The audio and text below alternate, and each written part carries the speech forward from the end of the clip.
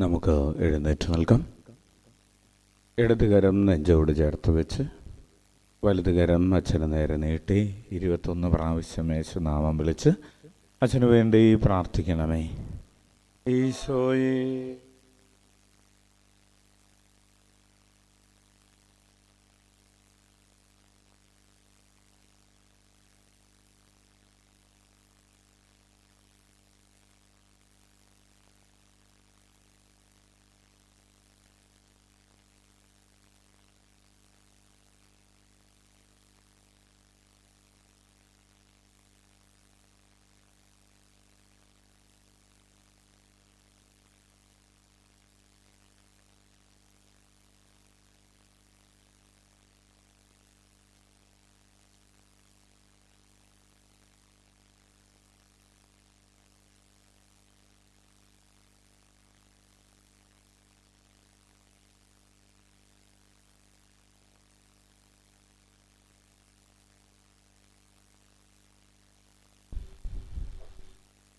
ലൂക്ക എഴുതിയ വിശുദ്ധ സുവിശേഷത്തിൽ നിന്ന് അധ്യായം 9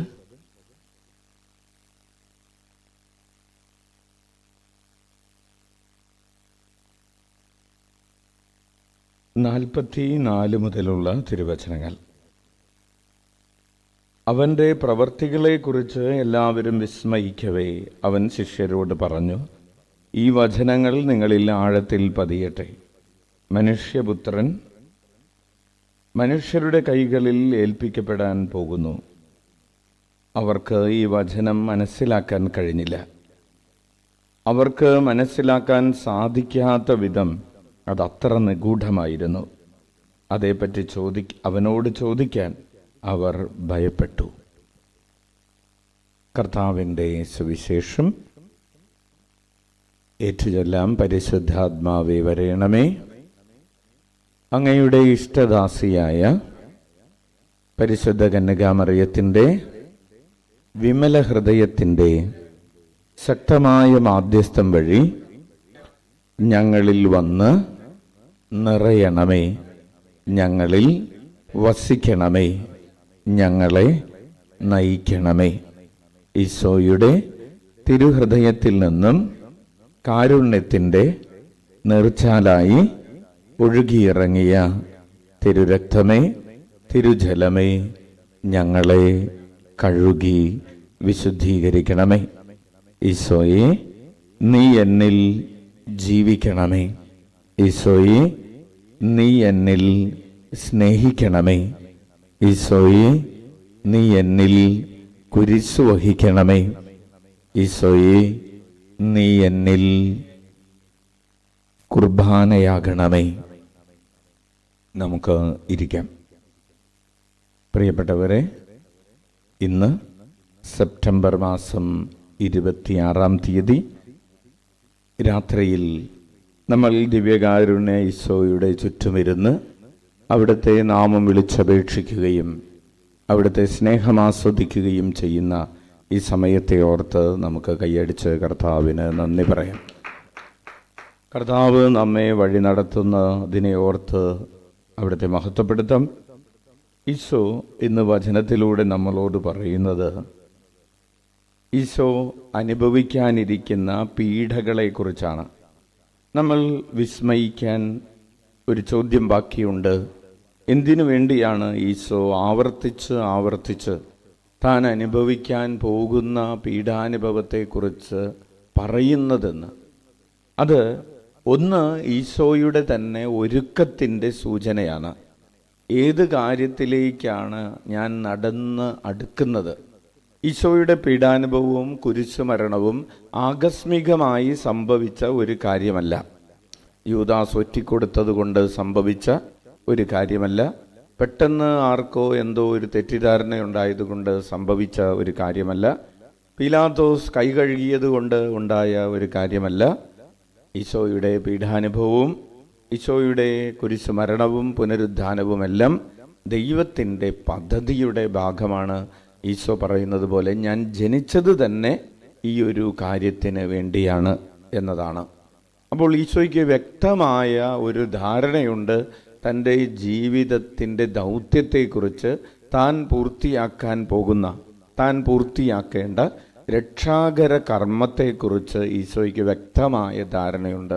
ഈശോ എങ്ങനെയാണ്, ഈശോയുടെ ഭാഗത്തു നിന്ന് ദൈവരാജ്യ നിർമ്മിതിയിൽ ഈശോയുടെ കോൺട്രിബ്യൂഷൻ, ഈശോയുടെ പ്രവർത്തികളെക്കുറിച്ച് ഞാൻ എങ്ങനെയാണ് അത് പൂർത്തിയാകേണ്ടതിനെക്കുറിച്ച് ഈശോയ്ക്ക് വ്യക്തമായ ധാരണയുണ്ട്. ഇന്ന് നമുക്ക് ആലോചിക്കാൻ, നമുക്ക് ചിന്തിക്കാനുള്ള വിഷയം, ദൈവരാജ്യ ശുശ്രൂഷയിൽ ഞാൻ പൂർത്തീകരിക്കേണ്ട ദൗത്യത്തെക്കുറിച്ച് എനിക്ക് ഒരു ധാരണയുണ്ടോ എന്നതാണ്. നമ്മൾ കൂടെ ചിന്തിക്കുന്നതും പറയുന്നതും ദൈവരാജ്യത്തിൽ എനിക്കുള്ള സഹഭാഗിത്വത്തെക്കുറിച്ചാണോ, പങ്കാളിത്തത്തെക്കുറിച്ചാണോ?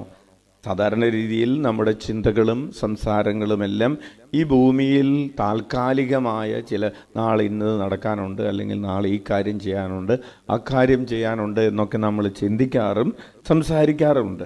അവയെല്ലാം എപ്രകാരമാണ് ദൈവരാജ്യത്തെ പണിതുയർത്തുന്നത് എന്നതിലേക്ക് ഫോക്കസ് ചെയ്യാൻ ഈശോ നമ്മെ ഓർമ്മിപ്പിക്കുകയാണ്.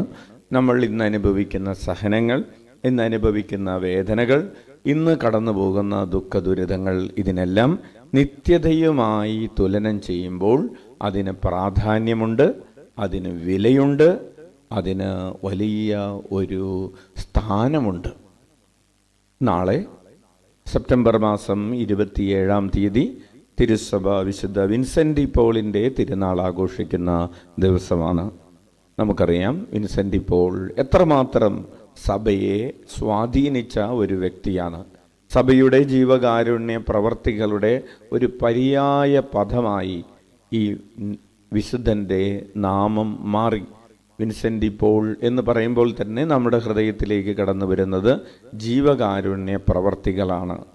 മനുഷ്യനോടുള്ള പരസ്പരമുള്ള സ്നേഹത്തിൽ നിന്ന് ഉടലെടുക്കുന്ന ആ കാരുണ്യ പ്രവർത്തികൾ, അത് ഈ വിശുദ്ധൻ്റെ ഒരു കോൺട്രിബ്യൂഷനാണ്. നമുക്ക് എഴുന്നേറ്റ് നിൽക്കാം.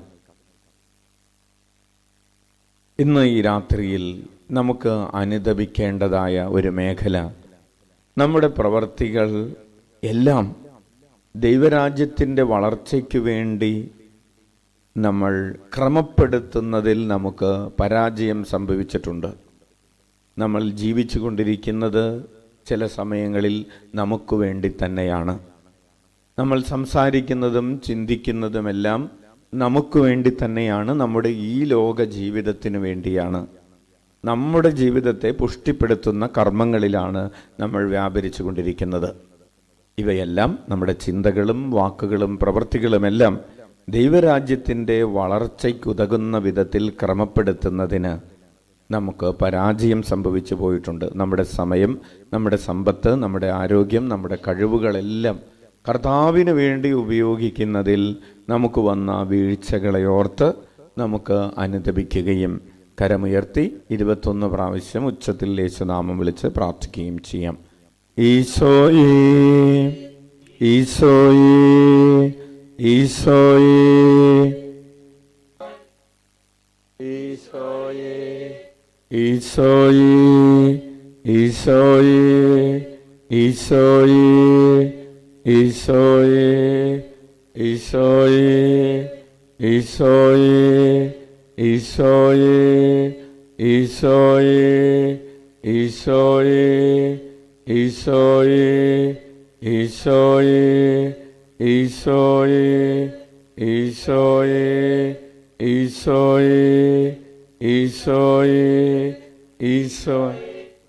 പ്രിയപ്പെട്ടവരെ, കർത്താവ് നമുക്ക് നൽകിയ അനുഗ്രഹങ്ങളെ ഓർത്ത് നമ്മൾ എത്രമാത്രം അവിടത്തേക്ക് നന്ദി പ്രകാശിപ്പിക്കുന്നുവോ അത്രമാത്രം അധികമായി അവിടുത്തെ കൃപ നമ്മളിലേക്ക് ഒഴുകിയിറങ്ങും.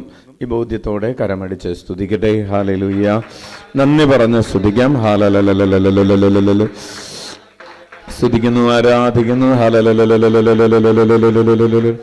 ബന്ധനങ്ങൾ അഴിയട്ടെ. ഹല്ലേലൂയ. തെറ്റുകൾ പറ്റട്ടെ. ഹല്ലേലൂയ. സ്തുതിക്കുന്നു, സ്തുതിക്കുന്നു, ആരാധിക്കുന്നു. Hallelujah, hallelujah. കരമടിച്ച് സ്തുതിക്കുന്നു. ഹല്ലേലൂയ. സ്തുതിക്കുന്നു, ആരാധിക്കുന്നു, മഹത്വപ്പെടുത്തുന്നു.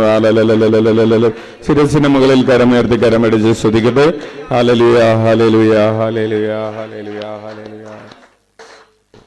നമുക്ക് കണ്ണുകളടച്ച് കരങ്ങൾ കൂപ്പി ഉള്ളിലേക്ക് നന്നായി ശ്വാസമെടുത്ത് നമ്മുടെ വ്യക്തിപരമായ 7 നിയോഗങ്ങളെ സമർപ്പിച്ചുകൊണ്ട് കരങ്ങൾ ഉയർത്തി ഉച്ചത്തിൽ 21 പ്രാവശ്യം യേശുനാമം വിളിക്കാം. ഈശോയേ, ഈശോയേ,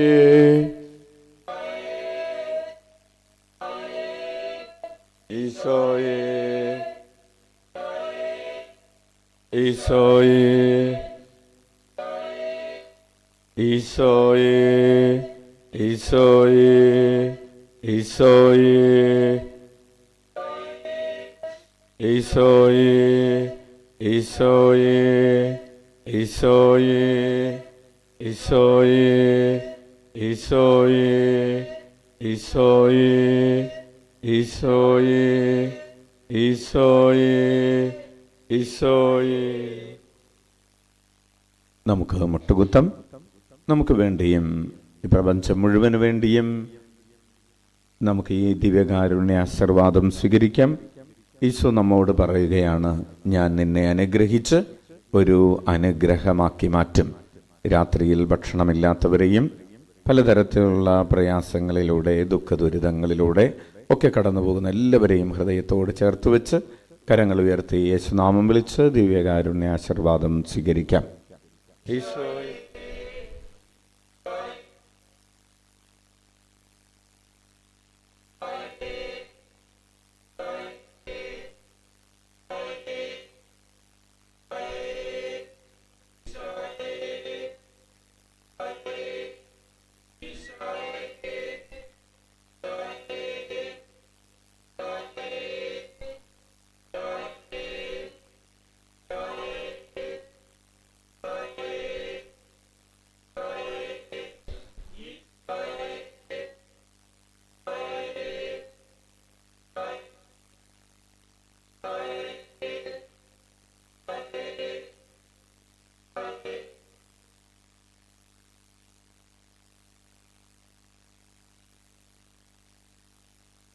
സാധിക്കുന്നവർ ശിരസ് തറയിൽ മുട്ടിച്ച് പരമപരിശുദ്ധ ദിവ്യകാരുണ്യത്തിന്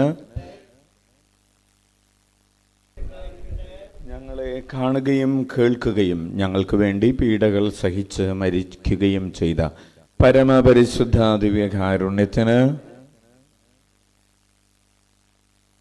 ദൈവരാജ്യ ശുശ്രൂഷകളിൽ ഞങ്ങളെ പങ്കുകാരാക്കുന്ന പരമപരിശുദ്ധ ദിവ്യകാരുണ്യത്തിന്